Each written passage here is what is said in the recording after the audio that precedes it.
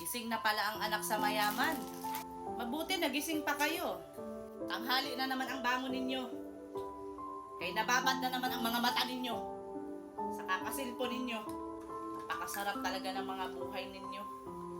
Dapat hindi pa kayo gumising. Napakahusay talaga ninyo.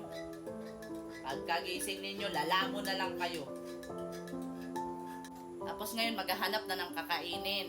Kay nagutom na.